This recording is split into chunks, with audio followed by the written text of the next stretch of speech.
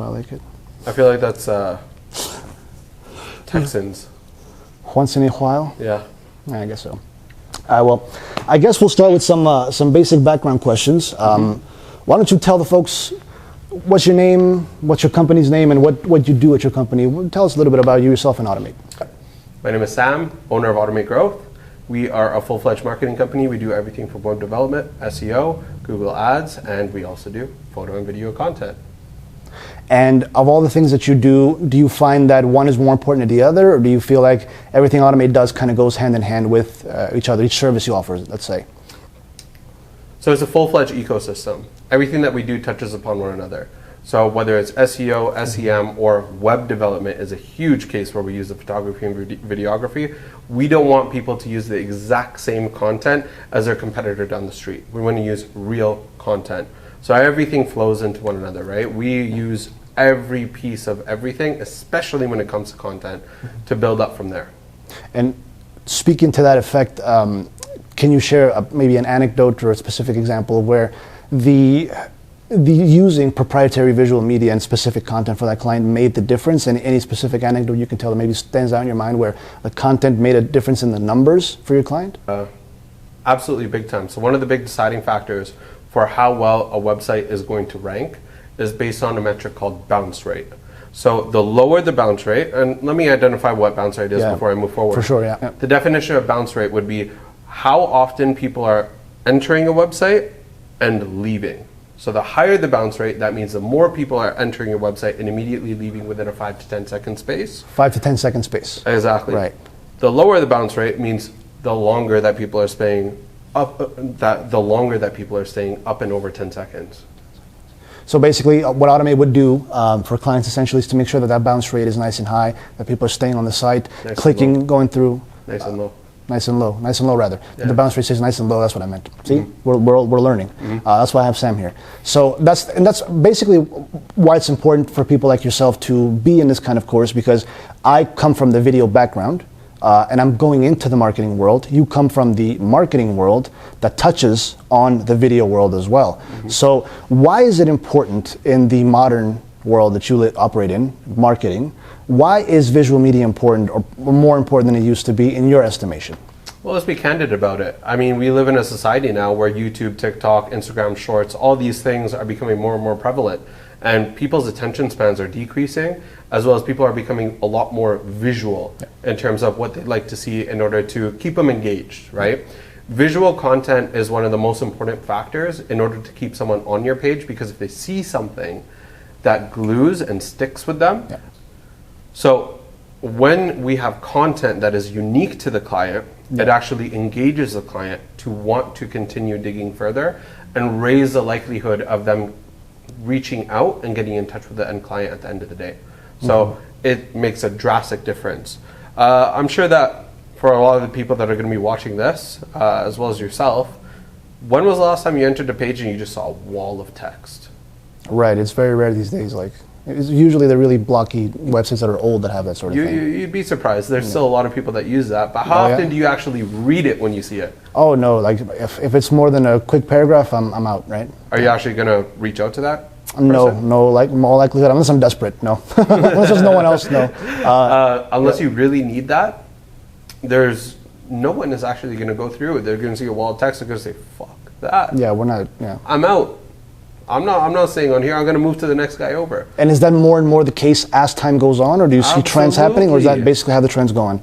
Absolutely, and it's because everyone is using YouTube, everyone's using TikTok, everyone's on Instagram. Everyone is so visual because these platforms make up such a big percentage of people's days in terms of the actual hours that are being spent on it.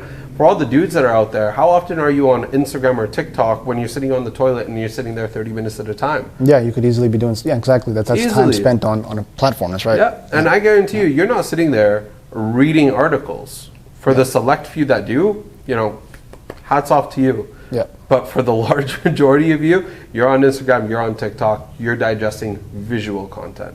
That's right. Therefore, you need to leverage visual content when it comes to marketing.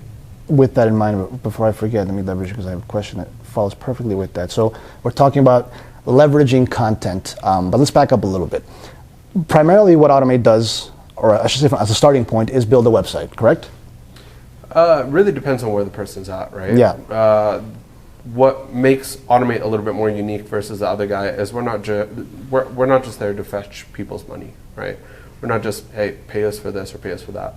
We'll genuinely sit down and we'll take a look. Okay, where's your lowest hanging fruit? What's going to get you the largest amount of ROI? If they have a terrible website with a huge bounce rate, absolutely, that's what I'm going to suggest to them. Hey, listen, you're getting all this traffic that's coming onto your website, but no one's actually wanting to reach out because of X, Y, and Z factors. Yeah. Then I would recommend it to them. For some people, they might have a decent website. I'll say, hey, okay, let's get people to your website. What's already there. That is your biggest issue right now, right? Yeah, you're not getting a lot of traffic onto your website. Yeah. Let's fix that first. And then after that, let's start to optimize on your website, right? So it just really depends on where the person's at. Yeah, let's get down to the crux of like basically where you want to be as far as being visual and being seen. So Automate essentially, if I could distill it down, you help people not just get new business, but retain the business that might potentially be coming to the site, and you help them grow specifically from the metrics of back-end website developing and marketing specifically, not so much front-end customer service, but the back end of it, right? So why is having the back end of a business, of a website, why is that so crucial? And what sets a successful business, say a videographer that's just starting out, from one that's and is probably super talented but isn't getting the clients, from one that's maybe not so talented but is getting a ton of clients coming to their site? What makes the difference from the back end standpoint? It's a very broad question. Mm-hmm.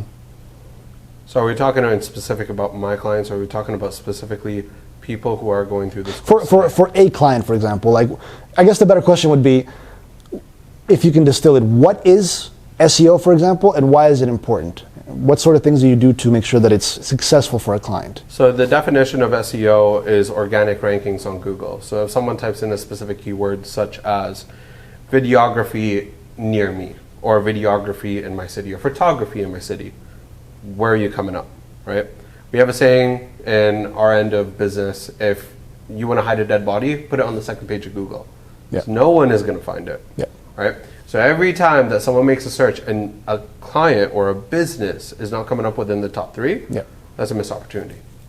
Each and every single time, over and over and over again. So that's what the definition of SEO is. So as you can imagine, everyone who's going to be watching this has used Google or is using Google, right? Whether it's looking up, restaurants, yeah, or barbershop, whatever it is, right? You're probably going to select one of the top 3 people that are there. The one that are going to stick out to you the most. So every time you're not showing up, missed opportunity. That's what we do in the SEO standpoint. And that's perfect. That leads into my next question. SEO, what sort of things, if you can give me maybe a quick list of tips. For example, I have a Google page. Mm-hmm. I have a Google My Business page. I've set up a Google My Business page, which we've talked about briefly in this course. Mm-hmm. Now it's like, okay, I have the infrastructure. What do? I'm uploading pictures, but I'm not getting hits. What sort of things, for example, something you taught me, that when I upload pictures to my Google My Business page, keyword or title the picture itself, the file, with the keywords that you want. Don't just upload image number 2555. Exactly. But upload something that says, videography, photography, aesthetics, whatever it is you're trying to keyword. Mm-hmm. So can you give me maybe tips like that would be, I don't want to say generic tips, but maybe 3 or 4 things that are helpful for someone right out the gate that could be useful, that anybody could do once they're starting out? So with Google My Business, I'll take it from the highest priority to the lowest priority. So one of the biggest things that you should really focus on is getting the category right. How do you do that? Go and look at some of your other competitors and see what category, their primary category that they're using on the Google My Business.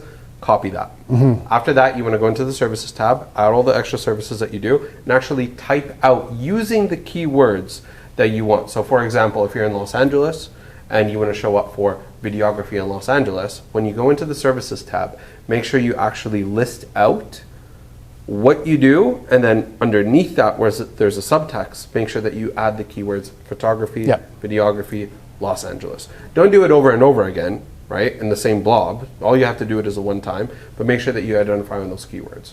Then one of the biggest opportunities that I see is the actual info section.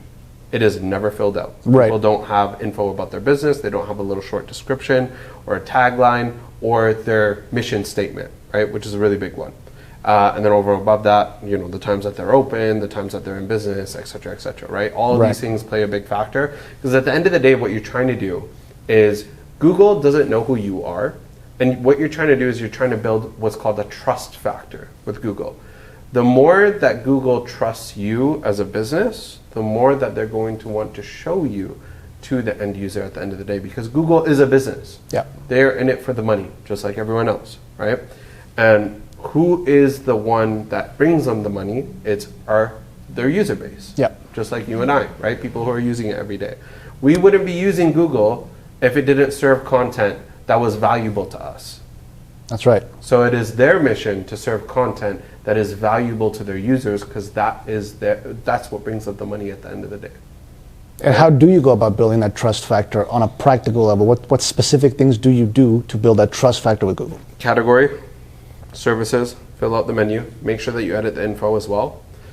Upload photos and videos. What I find to be the magic mark is going to be 3 photos, 1 video on a weekly basis. On a weekly basis. On a weekly basis. So 3 photos, 1 video on a weekly basis. Yep. Of your business. Of and you as working. you said, make sure it's not numbered. Like 221 blah blah blah blah blah. Yep. Change it to the keywords that you want. Change the name of the actual photo to photography and videography, Yep. Los Angeles, to go off of the Los Angeles example. To clarify, probably obvious, but you don't want to be uploading personal pictures of your dog, just because you took one. You want to be doing business pictures of yourself working, whatever you can do to guide people that makes you look like a legitimate. It's not a personal page, it's very much a business page, just to clarify that, right? That's the key, right? There's a little bit of a balance. I do agree with you, yes, but there's a little bit of a balance. Not take a cell phone picture of your dog and upload it there. That's absolutely useless. But if you also are passionate about photography and videography, yep. and you're out at a car show and you take some really wicked pictures of some cool cars and some really cool videos of some cool cars, or maybe you're a nature person, right? You take some awesome landscape type photos, right? Yep. Pictures of the mountains, the rivers, whatever it is. You could use that content as well, because it's still beautiful and it yep. still gives a essence of what you're capable of and what you could do while brandishing it. And that's not work that you're necessarily paid for, but it still brandishes what you're capable of. That's right. And that's what you want to do. You want to brandish what you're capable of, not what your dog is capable of when you take a picture of him and upload him instead. Yeah. So Google is basically, you in a nutshell, you want Google to know who you are based on what you're putting into it, and to have no doubt about who you are, essentially, based on what you're feeding it with these weekly, for example, photos and videos. Besides the photos and videos that you might do on a weekly basis, anything else that would be good to have on a consistent, maybe take 2 hours a week to do? Yeah, probably the key point would be reviews. Consistent reviews. I would suggest 2 a month. If you can more than that, fantastic, but if you could start with 2 a month, that'd be terrific. And if you can get that consistency there, that is what Google is looking for. Google is looking for consistency. If you get 100 reviews all in the span of a day, it's not really going to make a big difference. But if you can get consistent reviews on an ongoing basis, that's what's going to change it for the future. And then, speaking to that point specifically, any tips and tricks to getting reviews? I know people have some techniques they use. Hey, give me a review and a chance to win a raffle. Mm-hmm. Anything like that might be beneficial. Specifically in this case, to people like myself who do photo and video, who don't sell products, but maybe we have merch. Mm-hmm. Maybe something like that. What do you? Any tips and tricks for reviews that you might be able to give off? I would not do a giveaway or a discount. No giveaways, no discounts. No Why giveaways, not? No discount. The reason being is you don't want to have a client list that is primarily picking you simply because of your price. Mm. You want to have a database of people who constantly rely on you, not because of your price, but because of the value that you give. So what I would suggest, instead of saying, hey, you know what, if you can write me a 5-star Google review, I'll give you a 10% discount. No. Go over and above. If they paid you X amount of dollars for 30 photos and 1 video, give them an extra 10 photos. Give them an extra 5 photos. It's not going to take too much more of your time. Mm. And make sure you identify that. Tell them, hey, listen, I know that you paid me for this, but I want to give you 5 free bonus ones. Yeah. Right? Wow, look how amazing they are. They're going over and above. Because at the end of the day, you want to do that in every aspect of your life. Whether you're in a relationship, yeah. you should always add additional value than what is expected of you, right? Yeah. If you want to keep a healthy relationship. Same thing in business, right? You do a bunch of the small positive things, it tends to, what's the word I'm looking for? It tends to compound. Snowball? It tends to compound, yeah. right? The more little additionals that you start to do. So always go over and above. Then after you make it clear that you went over and above, then go for the ask. Hey, by the way, do you mind? Like, it would really help me and my business out, and I'd love to be able to help other people just like you. If you could write me a quick 5-star review, would that be okay with you? If you did a great job, absolutely. They'll say, yeah, for sure. Send them the link. Good to go. So it's value for value. You're offering value. Let's speak a little bit about that value. And This is all gold. We might be here another 30 minutes. So, speaking to value, again, this might be, goes without saying, but you would know this, and I know this, specifically with the videography market. You'd be surprised how many people do not take the time to get to know their clients or care what their clients do. They go, oh, what do you need? I'll shoot it, done.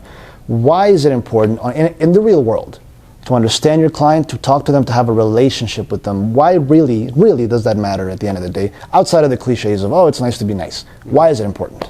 Well, we're in the service-based industry, right? When you're in the service-based industry, you are servicing people. If you're selling products, that's a different game plan altogether, Yep. right? When you're selling a product, you're trying to give additional value into that product, so much so that people want to purchase it, right? Let me give you an example. When it comes to products, and you're taking a look at two different products that serve the same purpose, why do you pick one over the other?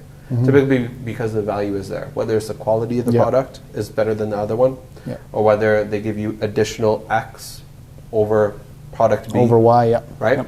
But we're in the service-based industry, so it's a little bit different. What you want to do is you want to add a value at a personal level. Because at the end of the day, when you're in the service industry, it is a relationship building. You are building relationships, right? You give someone X value, and so much so that whatever they spent with you, they get X amount more in return. They're going to be happy to have you over and over and over again into perpetuity, right? As long as you build that solid relationship. If it's just a one and done type deal, and they don't feel like you genuinely care, you're probably not going to have them back. How many of your friends do you have, your close friends, that don't give a shit about you? Right, they wouldn't be close friends. They wouldn't be close friends, right? You wouldn't have them around. It's the same goes in business. And then to that effect, for example, we've been working primarily, we've done a few clients together, but primarily in the aesthetics industry. I myself have talked about, and in this course talk about picking a niche. Most people will say, or I would suggest in any case, and maybe you can agree with this, pick, video production. Pick 3 to 4, maybe 3 to 5 services you can offer, you can manage. Say I do corporate, I do event, I do photos and videos. And then maybe drone services. Pick 3 to 5 things you can manage, and then if you can, pick a niche and focus on that niche. Am I on the right track on that? I'm thinking like that. What do you think as far as formatting your business to what you can manage and sort of going by those metrics? Does that make sense, or am I... That makes perfect sense. My suggestion, especially if you're a newbie and you have no idea what you're doing, my suggestion would be is to go a little bit broader. Maybe pick 2 or 3 things that you're really a big fanatic of, right? It could be wedding photography, videography, right? It could be cars, for example. Cars might be a really, really big one. Or it could be something else along the lines of esthetician services. Let's use that, right? So as opposed to niching down right away, you should niche down as quickly as possible. But pick the top 2 or 3, focus on those ones, and see which one you actually truly love. From there, niche down. That would be my suggestion. Because if you're a car guy and you believe, no, I want to go cars, full force. I want to go full force into cars. I want nothing else. That's great, but maybe you might not get along with the people who are in the car business. Right? Maybe they're not the right fit for you. Maybe personalities tend to clash more so often than less. Right? Maybe it could be that estheticians, you guys work really, really well. You never know until you actually give it a shot. So when I started doing marketing, I was a little bit more broad to start because I didn't know who I wanted to focus on. I tried car detailing companies, tried tradespeople, tried estheticians, you name it, oil and gas firms. I've tried it all. Cast a wide net, Absolutely, casted a wide net. But the longer that I went, very quickly did I figure out what type of demographic I truly, genuinely enjoyed serving, because they tend to be a little bit of a better fit. And what I tend to find was, for lack of a better term, higher quality people in terms of their ethics and their values. Ethics and values. There's something to be said for not necessarily just working for the money. I mean, money's great. Money's going to be a byproduct. My philosophy has always been, if you have the ethics and the values on both sides of the aisle, from yourself and the client, money and success is going to be a byproduct. Is that a fair statement? Has that been your experience? Absolutely. Yep. At the end of the day, if you're genuinely looking out for the other person and you put that first, then everything else is going to come out afterwards, right? If you're just looking for the money and purely looking for the money, you are not going to put your best foot forward. And that is how you stop yourself from ever getting referrals. And referrals are the best type of business that you can get, because referrals compound. How do you get referrals? By doing a great job time and time again, over and over again. Unless you blackmail somebody, you can't get a good referral unless you did the work right. Exactly. The proof's in the pudding, right? Yep. Even if it's right, do it more than right. There's something that you can suggest, something that you see works, something that you think that they could do better on, make that suggestion. Always go over and above the call of duty, even if they didn't pay you for that. And let's make a quick distinction. So let's say, for example, because that's just a good moral principle to live by, period. But let's say that's not enough motivation for you. Let's talk about this. Okay, but I'm interested in money primarily. Yeah, it's nice to be ethical, but let's talk about this real quick, and maybe you can speak to this a little bit. There's a lot of, especially in this industry, get-rich-quick guys. Hey, take my course, in 6 months you'll be making 6 figures, which is just not realistic. What are your thoughts on having ethics out the top and building your business and starting from an ethical perspective first versus a profit perspective? In other words, is it worth to sacrifice a bit of profit out the top to establish yourself as the kind of business that is ethical, even if you sacrifice short-term profit for a long-term gain? Is that a good strategy? I would even take it a step further. If you're brand new and you have nothing to show for your work, do work for free. If you're a complete novice and you don't have anything to your name, I would say start working for free. You have nothing to show for your work. Work for free, build a portfolio, have something that you can brandish whenever you're reaching out to new people. Do not try to sell your services if you have no idea what you're doing. At least when you're doing it for free, the beautiful aspect of it is you're allowed to make mistakes, and you can learn from those mistakes, adopt, get better. And then once you're at the 10th time and your quality of work, once you get the feedback that, wow, this is really astounding, now you know you're at a point where you can start asking for money for X, Y, and Z services, right? Build out packages and start selling your services. And the better you get, the more that you can raise those prices, right? And now you're going to be known as a level of authority in your local market for photography and videography. And when you have that authority behind you, you can now start to keep consistently building up and charging more and more and more for your services. Is there a general rule of thumb as to when you should be ready to say, hey, I've done X amount of clients, I should charge more? Is there a general rule of thumb for when you need to scale up your pricing? Once you get to the point where you are more limited for time than you are limited for clients, because what tends to happen is as you're a noob or a novice, your biggest problem is you just don't have clients. But as soon as that dynamic starts to shift and your problem is you don't have time to service all your clients, yes, at that point, that's when you you should start taking a look at what can I do to bump up my prices. And you know, because we've been working together for a number of years now, you know me, I've gotten to the point very recently, maybe in the last year or so, where I'm starting to bump up prices and say, hey, I can't take this shoot, I can't take that one because I'm busy. I'm starting to get to that point where I have more clients than time, let's say, and that's essentially where you want to be. So with that in mind then, you know what, actually maybe we can do it 2 parts. I'll ask you the very last thing at the very end, like a quick checklist.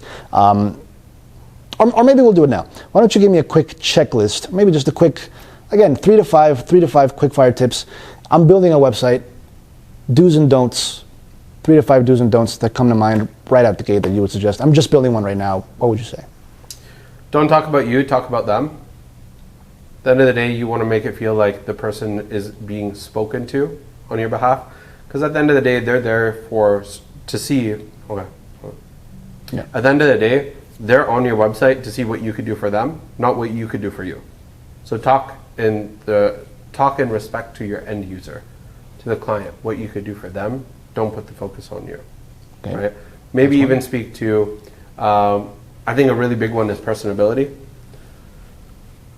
I find that too many people tend to lose that personification aspect of their business and start to lean more towards the corporate side. That's right, yeah. Right? Yeah. Your website is, in a nutshell, your core. That's what most people are going to go to, whether they've heard of you, whether it's referral, they want to do a little bit of research. The website is where they're going to start, right? The more corporate-y you are, the more boring you are, the more you talk about yourself, the less they feel like you're genuinely in it for their best interest, and the more that they feel that you're in it for your own interest. Right? Mm-hmm. So the personification, use it to really show who you are, your personality, right? Make some jokes. If you're a humorous person, make some jokes. If you're a dad, throw in some dad jokes and some terrible puns, right? Use that space to really show who you are, because you also want to connect with people that would mesh really well with you, that you could work really well together, right? And over and above that, people just feel a certain sense of authenticity when you actually leverage that as well. What about formatting? Any tips on, just quick tips on formatting a website, for example? Or do not do walls of text. You're in photography and videography, focus on photography and videography. Should you have text on your website? Absolutely, right? Put some copy down, but don't put giant ass paragraphs. Do really, really, succinct little pieces and simple little, snippets, or really powerful, quick messaging, right? Kind of like header style, but keep the focus on your content and the things that you'll be able to do for them. Over and above that, if you could speak to results, hey, this is what my clients look like before, and this is what they look like after. That is a really massive thing. Do some before and afters. What did that do for the end user at the end of the day? What did that do for the business that hired you? Right? Exactly. And at the end of the day, in videography, photography, maybe you don't have like a before and after of someone's physical body or what have you, but you can say, hey, here's a link to the client. Look at the website they have now. Here's my stuff that I shot for them. Here it is. And then the proof's in the pudding. And that just, like you say, it's like Google reviews, but in your own website, let's say, with the work you're putting forward, it's almost like having another set of Google reviews inside of your website. That's always going to add value, right? And then just to finish up, I have 2 more points and then we can finish up. Again, if you have some quick, just off the top of your head tips, for example, Facebook campaigns, events, that sort of thing. Speaking to the videography, photography business, not necessarily product selling or anything like that, where you have clients in the door, or aesthetics business where people come in. For the photo video business, can you speak to, setting up Facebook events, leveraging Facebook and Instagram, let's say specifically, or maybe social media more broadly, to bring in more clients as a photo video person?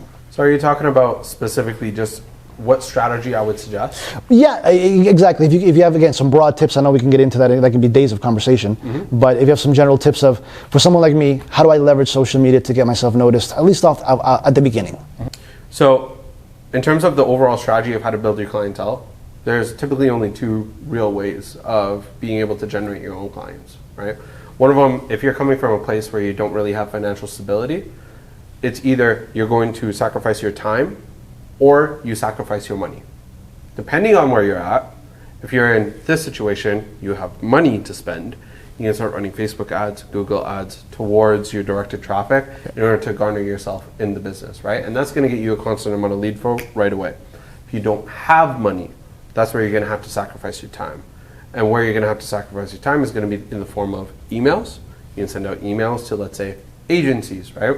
You notice that they're missing on photography, videography services. By the way, I like to speak to that really quick. I get about 3 applications for jobs on a daily basis. And in my years of business, I have not seen a single job application for a photographer or videographer. No one applies. Do I need one? No, I have you. I'm really grateful for that. But had I not have had you, I would have been over the moon if I did get an email for photography and videography. I haven't gotten a single one. Or what if I get hit by a bus, or I'm busy because Nike hired me or something? Who knows, right? I still don't have a backup. Right. Because no one's reached out to me. I would love to see one of those. Oh, the amount of emails and job applications I get for web development and SEO guys and blah, blah, blah. I haven't gotten a single one for photography or videography or salespeople, by that matter. So it's not that you're not visible, it's that people just aren't reaching out. And that's probably a bane of this industry, because we're very creative people, but we're not very marketing, get out there and sell yourself kind of people. So maybe, okay, so... Hold on, just to speak to that before moving on. Yeah. So that's email is the one strategy. Then there's the other strategy, which might be a little bit more daunting, but if you could do the first 10, you can do another 1,000, is just picking up the phone and doing straight up cold calls, right? Do your research. Don't say, hey, can I talk to the owner of the business? Don't be one of those idiots. Be prepared, right?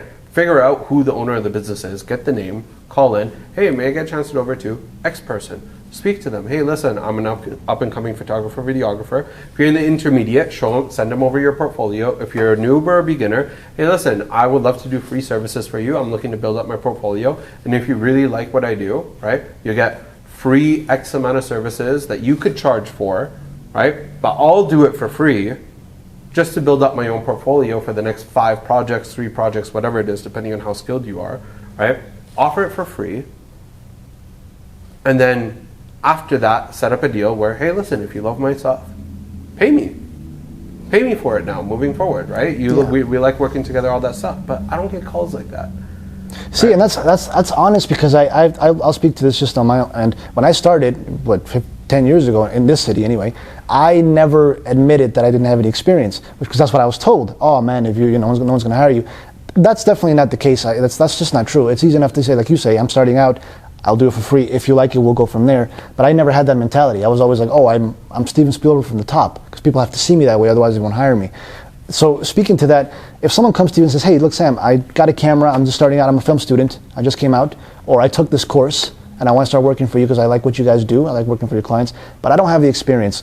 What sort of qualities does that person have to have for you to say, you know what, I know you don't have the experience, but I'll take you on? What sort of personable qualities do you look for that would make you go, I'll give this person a chance? You said it right away, personability. If there's someone that's in their shell and doesn't know how to let out a hello, let alone a full sentence there afterwards, I probably wouldn't work with them, even if they're looking to work for free. So even if they're super talented? Even if they're super talented, absolutely. Actually, no. I'm going to back that up. If they're super talented, it's a little bit different. But then if they're super talented, they're probably already charging for X services, right? If they're super talented.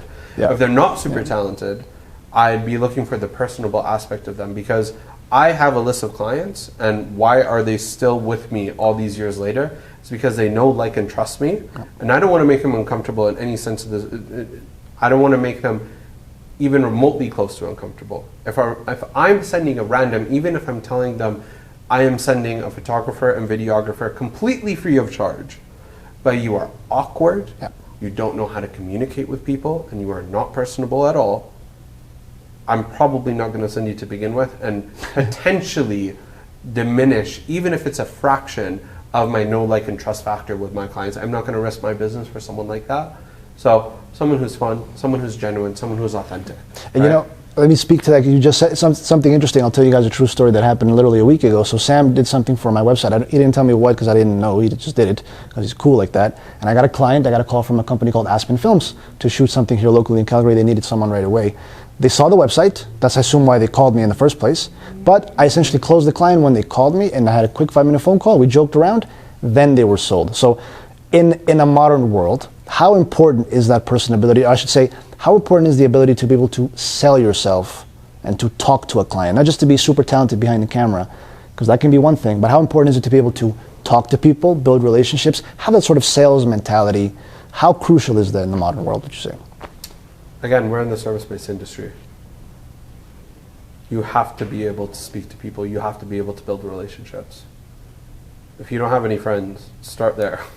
Any tips on how to, okay, I'm too shy, how do I get started? And I want to learn this skill. You're a very sociable, personable guy. What?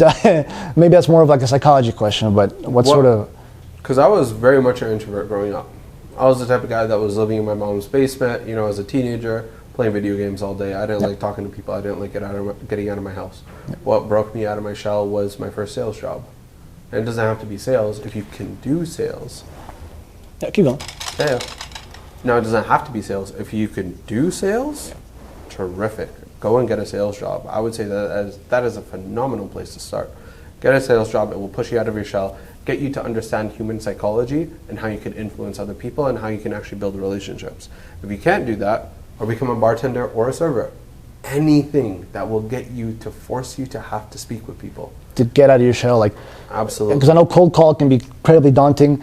If you can't get the phone and do that, maybe it's best to just challenge yourself to go out and, hey, meet 10 people or 2 people at the bar today. Just do that for fun, and that's a good step. Would that be a fair kind of starting point if you're deadly shy? Yeah, absolutely. Or even a great starting point if you don't envision yourself getting a job like that, something that's super daunting as an introvert, trust me, I know, I've been through it. Force yourself to say hi to 1 stranger a day. Easy enough? When you're at the mall, start up a conversation with someone next to you. No matter how awkward it is, the worse it is, the better, because that means that you are going to sit there and think about how bad it was and how you could do better for the next time. And the fact is, because I was, you know this, I was just like you for a long time, 90% of people are more than willing to have a nice conversation, talk to you, and have a laugh on the spot. Every so often you run into a grouch, but how rare is it that someone just shut the hell up, I don't want to talk to you? It's rare. Most people are extremely willing to talk if you yourself are open, right? Absolutely. Either that, or if you're in the hood, I wouldn't recommend talking to random people. You heard it here? Okay, last thing. Keep it safe. Go to the mall, talk to some nice looking But not in the hood. Not in the hood. Do not go into the hood and start chatting with random people. Yeah, this is not going to air in Florida, so it's fine. Yeah. To finish up, because I think I have everything I need and more.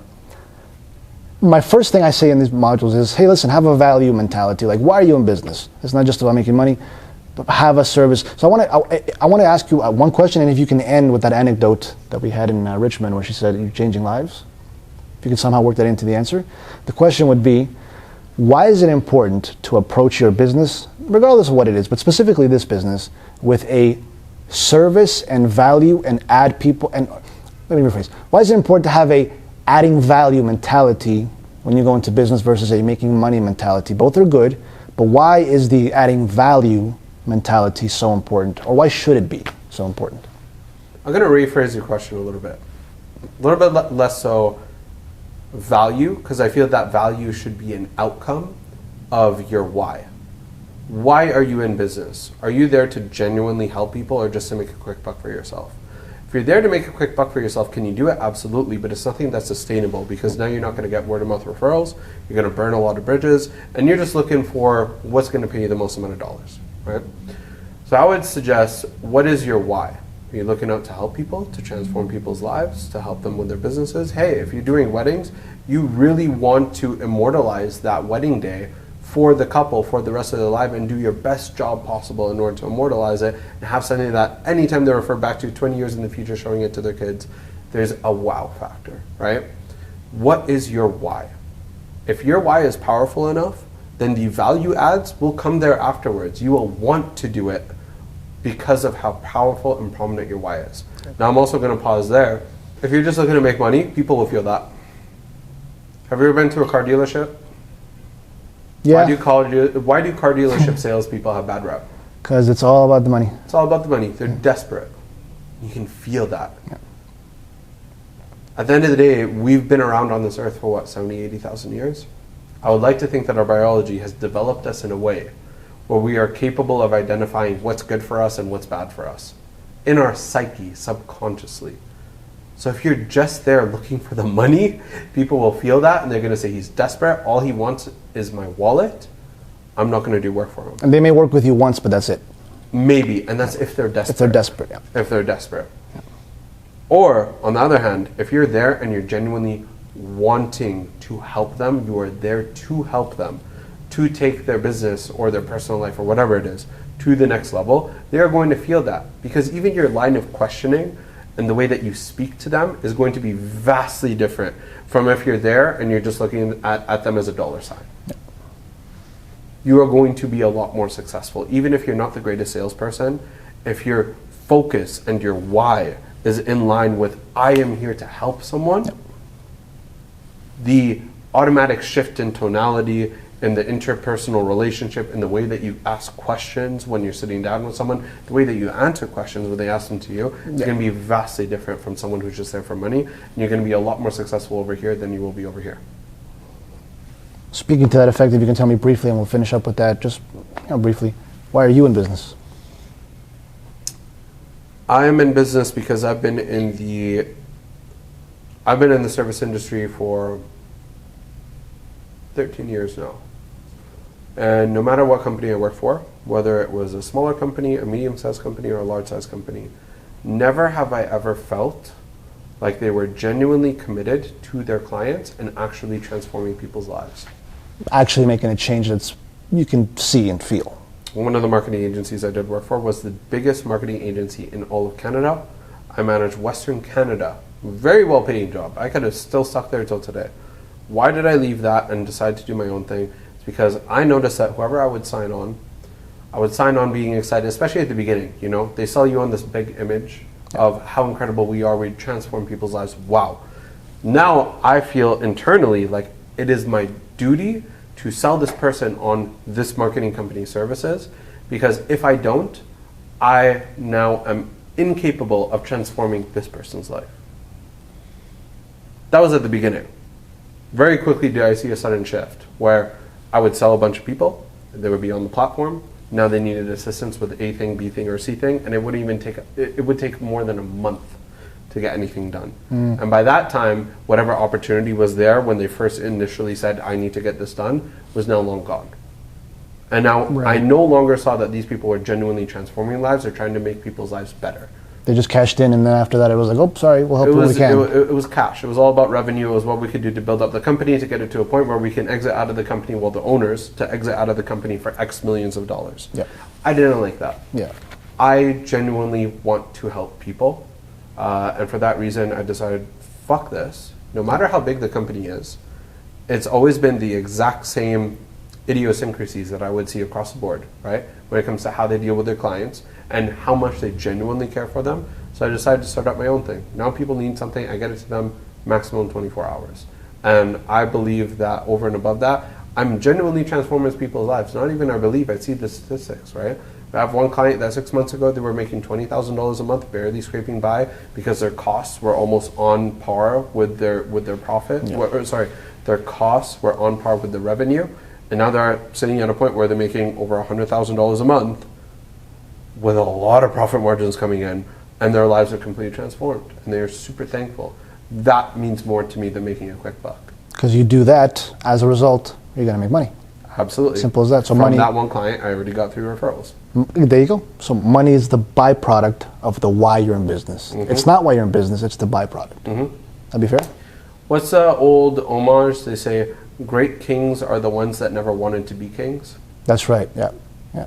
The ones that were seeking power to begin with are the ones that ended up being the worst leaders.